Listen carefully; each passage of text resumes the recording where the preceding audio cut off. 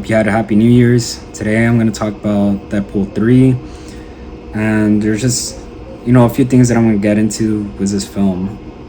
First off, I think it's great that they're bringing back Hugh Jackman because I think that him working with Ryan Reynolds is going to be great with like the action and the comedy and all those kind of things. Like they seem to work really well with each other. If you haven't seen the Instagram stories with them, I think it would be wise to follow them because they're hilarious and they just seem to have a great chemistry. So that's a very important thing in films.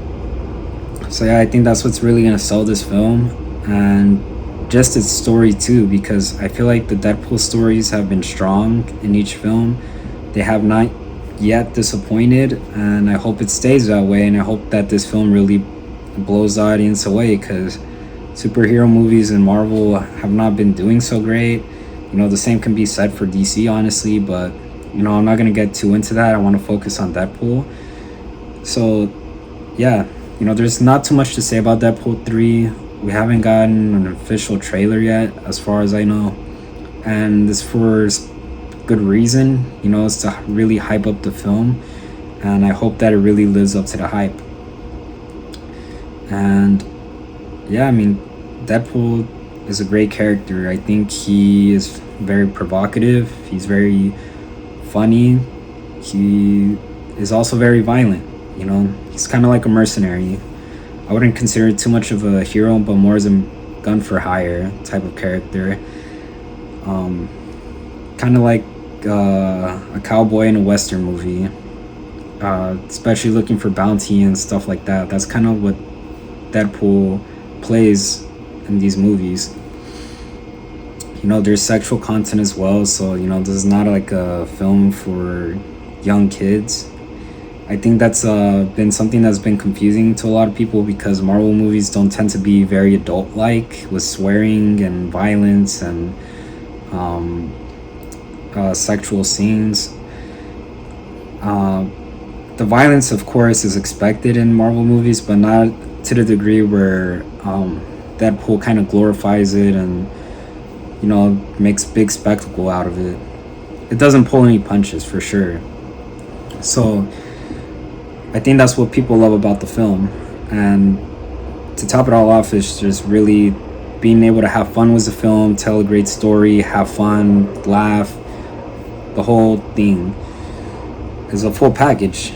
Kind of like phase 3 Marvel movies is Thanos and the Avengers, but different, obviously, because it's more adult-like with Deadpool. I think Deadpool 2 was great. I think the first Deadpool was pretty good. Not only was the first Deadpool pretty good, but it's one of my favorites because it's really what put Deadpool on the map. They did a lot of things right with the first film, so I feel like because a lot of things were right in the first film, the sequels were obviously going to perform great because they did all the corrections from X-Men Origins Wolverine, and the disaster they did was Deadpool in that film. Especially not making him talk. Like, that's just a deal breaker with Deadpool. But yeah, that's all I could really say for these films. Deadpool 2 for me was a 7.5. First Deadpool was an 8 for me, and I hope Deadpool 3 is a 9. And I hope other Marvel movies learn from Deadpool. I can't really get too much into that, just to really say that they need to just make their characters relatable, have struggles, time comedy well. I just think that with certain characters, comedy has to be taken into account as something to use sparingly and focus more on the story and developing the character and not making the character digress so much, because I feel like digression is also what kind of hurts the movies and the overall process. I feel like Thor could have been a lot much of a better character if he wasn't doing a lot of stupid things with his hammer. I think that if Marvel movies deviate so much from the story they're trying to tell and focus on certain comedy bits or random scenes that have nothing to do with the story, then they really need to have to trim things out, especially the stuff that don't work. Take more time to make their films and flesh out other films that should not be done all in one, kind of like Ant-Man Quantumania. I just think that they need to find the right formula again.